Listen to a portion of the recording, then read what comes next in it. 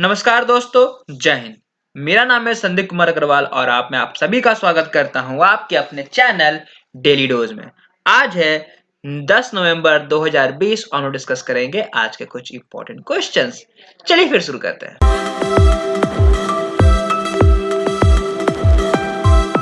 पहला सवाल है, when is national legal service day is celebrated. तो हम लोग नेशनल लीगल सर्विस डे हर साल 9 नवंबर को सेलिब्रेट करते हैं। ठीक है, बेसिकली ये जो आपका जो डे है ये सेलिब्रेट किया जाता है by the legal service authorities, जिन्होंने इनेक्ट किया था लीगल सर्विस अथॉरिटीज एक्ट 1987 में। बेसिकली ये क्या है आपका कि कोई भी काम होती है तो वो आपकी लीगली की जाए, ठीक है, और लोगों को प्रोत्साहित करे, एनकरेज करे कि जो भी काम करे आप कानूनी तरीके से करें, गैर कानूनी तरीके से ना करें, क्योंकि उसको करने से बहुत सारे आपको लॉस है। मे बी आप एज ए क्रिमिनल फाइल हो जाएं। ठीक है, तो अगर कोई चीज भी अगर हम कानूनी तौर से करते हैं, सही तरीके से करते हैं, लीगली करते हैं, तो वो बहुत ही अच्छी होती है और मतलब कोई उसका ज्यादा टेंशन नहीं होता है। ठीक है, तो ये जो डे है बेसिकली ये सेलिब्रेट किया जाता है ताकि एक अवेयरनेस लोगों तक दिया जा सके कि जो भी लीगल सर्विस अथॉरिटीज एक्ट है और क्या क्या राइट ऑफ द लिटिगेंट्स हैं। और साथ ही साथ ये आपकी जो डे है वो एम करती है ताकि सेलिब्रेटिंग की जा सके आपकी ऑफर फ्री ऑफ चार्ज। ठीक है, कहने का मतलब जो भी प्रोफिशिएंट है, जो लीगल सर्विस है, वो लोगों तक पहुंचाई जा सके, खासकर वो लोअर सेक्शन के लोग, निचले जाति जो गरीब थोड़े हैं, उनके उनके तक ये पहुंच सके कि हर काम लीगली होना चाहिए और इससे कितनी मतलब काम अच्छी होती है। अगला सवाल है, which ministry named has been changed by PM Narendra Modi. तो पीएम नरेंद्र मोदी ने कौन सा ऐसा मिनिस्ट्री सर्विस है जिसका आपका नाम चेंज कर दिया है।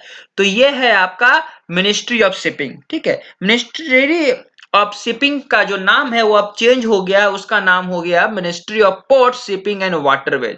ये इंफॉर्मेशन हमारे भारत के प्रधानमंत्री नरेंद्र मोदी ने 8 नवंबर 2020 को दी, एक आपके लॉन्च इवेंट में जो था आपका ro pax terminal eight Hazaria, और वहीं पे इन्होंने उद्घाटन भी किया था आरओ पैक्स फेरी सर्विस, जो कि कनेक्ट करेगी आपकी हजारिया और घोघा, जो कि आपके दोनों गुजरात में है। जिसका मतलब ये रिड्यूस करेगी 370 किलोमीटर का जो डिस्टेंस था between the two places to 90 kilometre. कहने का मतलब 370 किलोमीटर का जो रोड का रूटवेज था उसको कम कर दिया गया है और इसको कनेक्ट कर दिया गया है विद द सी रूट से, और ये अब हो गया है आपका 90 किलोमीटर का नेट। तो बहुत सारा टाइम बचा, बहुत सारा कुछ आपका जो ड्यूरेशन होता है दो डिस्टेंस को करने के लिए, वो चीजों को बचा। तो इसी उपलक्ष्य पर भारत के प्रधानमंत्री ने मिनिस्ट्री ऑफ शिपिंग का नाम बदल करके रख दिया है ministry of port shipping and waterways. अगला सवाल है, where is India first solar based water supply project is launch. तो क्योंकि भारत अभी सोलर चीजों को लेकर बहुत ज्यादा इंकरेज्ड है और उस पर बहुत ज्यादा काम भी कर रहा है, तो उसी के साथ भारत ने आपका भारत का पहला सोलर बेस्ड है ना, सूर्य जो किरण है उस पे बेस्ड आपका वाटर सप्लाई प्रोजेक्ट लॉन्च किया है। तो ये लॉन्च किया गया है अरुणाचल प्रदेश में। ठीक है, तो यूनियन मिनिस्टर जल शक्ति के हैं जो गजेंद्र सिंह शेखावत ने लॉन्च किया है आपका भारत का पहला integrated multi village water supply project. ये जो प्रोजेक्ट है आपका ये प्रोवाइड करेंगी 17,480 पीपल को, लोगों को, और लगभग 39 गांवों को कनेक्ट करेगी, जो कि बेसिकली होगी आपकी लोअर दिबांग वैली डिस्ट्रिक्ट, जो कि अरुणाचल प्रदेश में होती है। इनका कहना है कि इस वाटर सप्लाई प्रोजेक्ट में वो ना केवल पीने का पानी देंगे, साथ ही साथ वो ग्रीन एनर्जी को भी प्रमोट करेंगे, क्योंकि अगर सोलर एनर्जी हम लोग यूज कर रहे हैं तो बहुत सारा हम लोग एनर्जी को कंजर्व भी कर रहे हैं और ये बिल्कुल इको फ्रेंडली है, और साथ ही साथ ये आपके टूरिज्म को भी अट्रैक्ट करेगी।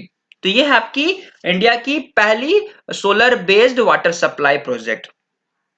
अगला सवाल है, name the scheme launched in Kerala for better livelihood of fisher folk. तो जो मछुआरे हैं उन लोगों की जीवन शैली के लिए, जीवन को और अच्छा बता मतलब बेटर करने के लिए, बनाने के लिए केरला के सरकार ने एक स्कीम लॉन्च किया है। तो उस स्कीम का नाम है परिवर्तनम। परिवर्तनम का मतलब होता है टू चेंज, मतलब बदलाव करना, है ना, परिवर्तन करना। तो स्कीम बेसिकली एम करती है ताकि इंप्रूव की जा सके लाइवलीहुड, जो यंग है आपके जो फिशर लोग हैं उनके लोगों के लिए, तो उनकी कम्युनिटी के लिए, उनके उनके सोशियो इकोनॉमिक के अपलिफ्ट के लिए ये आपका स्कीम लॉन्च किया गया है स्टेट में। ये साथ ही साथ उनको प्रमोट करेंगी processing and marketing of clean fish and it's fresh product. कहने का मतलब जो वो लोग मछली मारते हैं या फिर उनको बेचते हैं मार्केट में, ये सब में उनको फिक्स करेगी और उनको हेल्प करेगी, और साथ ही साथ उनको एक गारंटी करती है कि आपको अपने मछली के या फिर आपको जो है उसको जो फिश कैचर है उनको एक फेयर कंपनसेशन की दिया जा सके, और जो उनकी मछली है उनकी रेट हो सके। क्योंकि बेसिकली हम लोग मार्केट में जाते हैं तो बहुत ज्यादा बार्गेनिंग करते हैं कि नहीं भैया ये इतने का है, इतने का है। तो एक मार्केट प्राइस फिक्स की जाएगी ताकि हर तरफ से हर लोगों की मदद हो सके, वो आप भले आपके कस्टमर के तरफ से हो चाहे वो फिशरमैन के तरफ से हो। तो ये है आपकी परिवर्तनम। तो मैं बता दूं आपको, जो चीफ मिनिस्टर हैं केरला के वो है पिनरई विजयन, और यहाँ के जो गवर्नर हैं वो है आरिफ मोहम्मद खान।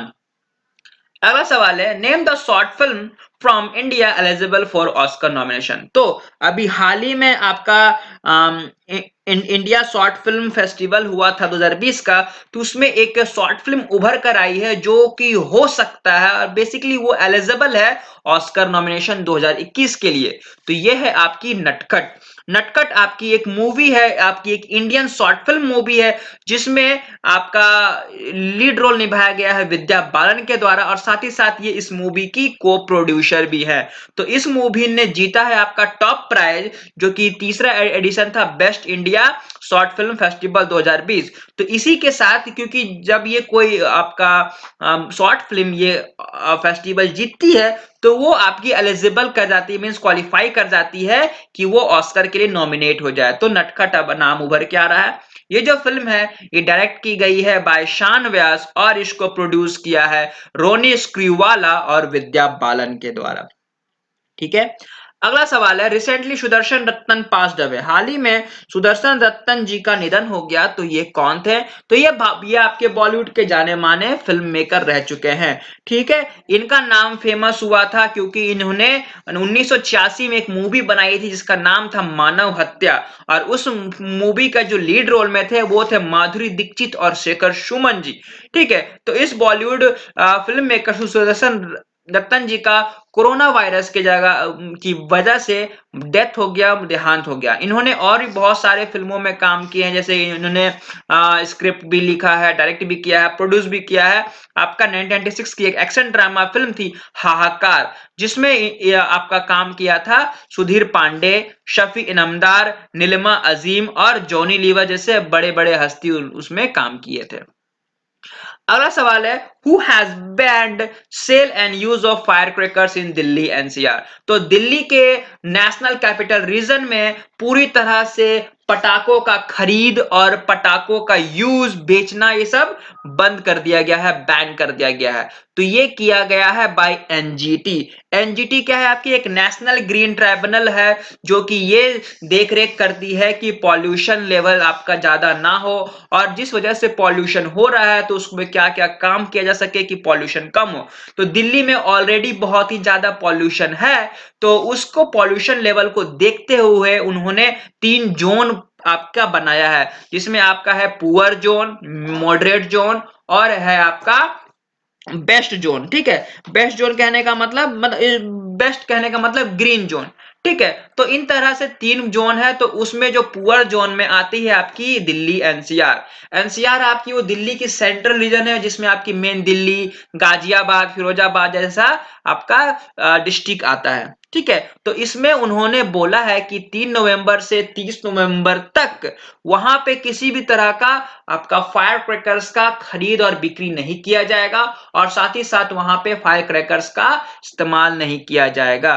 तो ये है। और साथ ही साथ जो स्टेट गवर्नमेंट है वो ये भी या स्टेट गवर्नमेंट कह लो या फिर सेंट्रल गवर्नमेंट, ये भी आप देख रेख कर रही है कि कहां पे आपका परमानेंट ही बैन कर दिया जाए sale and use of fire crackers, ये फेस्टिव सीजन के लिए।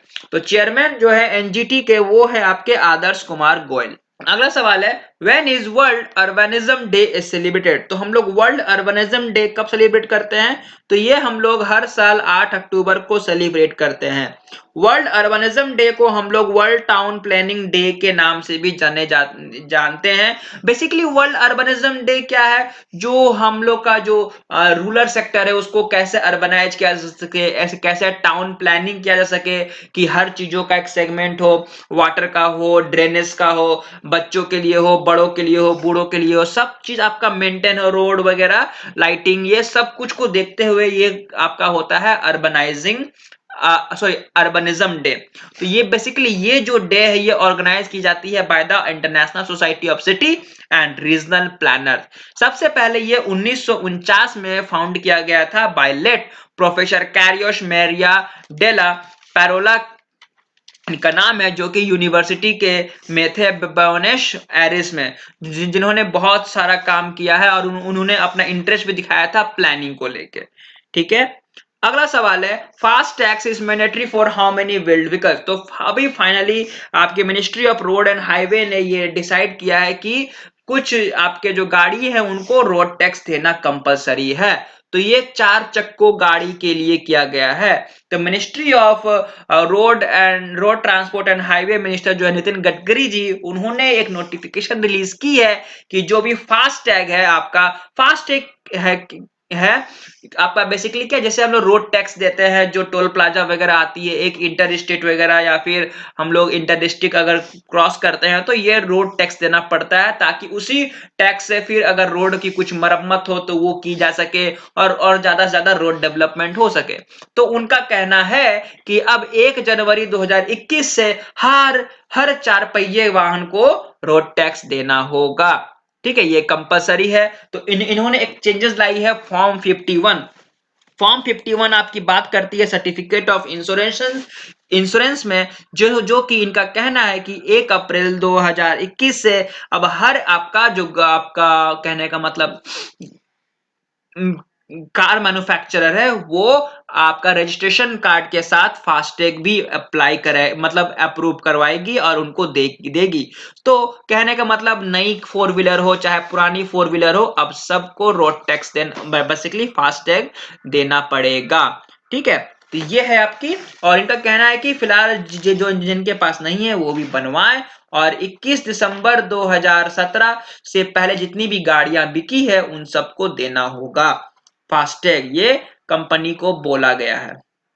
अगला सवाल है who has been appointed as the new patron of MCC? तो मेलबर्न क्रिकेट क्लब के न्यू पैट्रन किन्हें चुना गया है? तो ये चुना गया है माइकल होल्डिंग जी को। माइकल होल्डिंग वेस्ट इंडीज के फॉर्मर फास्ट बॉलर रह चुके हैं, जिनको अपॉइंट किया गया है as a new patron of Marylebone Cricket Club Foundation. ये 66 वर्षीय होल्डिंग आपके एक पैशनेट एडवोकेट है, और जो कि ये बात करते हैं कि इक्वलिटी को लेके, चाहे वो आपकी क्रिकेट हो चाहे आपकी एक वाइडर कम्युनिटी को, सबको लेके। तो मेलबर्न क्रिकेट फाउंडेशन आपकी एक चैरिटेबल आर्म है, आपकी चैरिटेबल हैंड है मेलबर्न क्रिकेट क्लब, जो कि बेसिकली काम करती है गेम्स ऑफ लॉ और was created by the aim of enhancing life through cricket. तो पैटर्न क्या है? पैटर्न कहने का मतलब ये कुछ उसमें डोनेट करेंगे, कुछ पैसे देंगे ताकि ये जो क्लब है वो चलती रहे और आगे इसी तरह से डिफरेंट यंग क्रिकेटर्स लोग को अपॉइंट कर सके और उन लोगों को चांसेस दिया जा सके। तो ये है।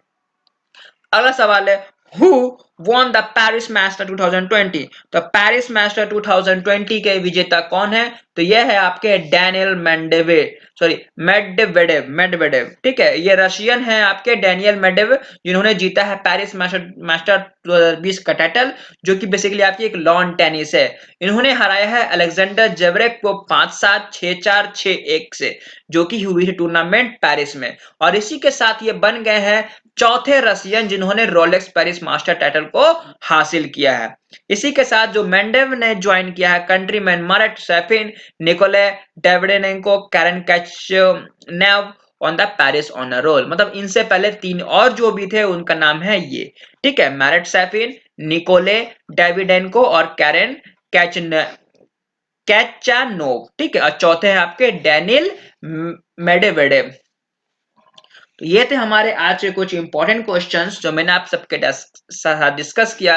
अगर आपको हमारी वीडियो अच्छी लग रही है और अगर इंफॉर्मेटिव लगती है तो प्लीज अपने फ्रेंड के साथ जरूर शेयर करें। तो आज के लिए बस इतना ही। Thank you.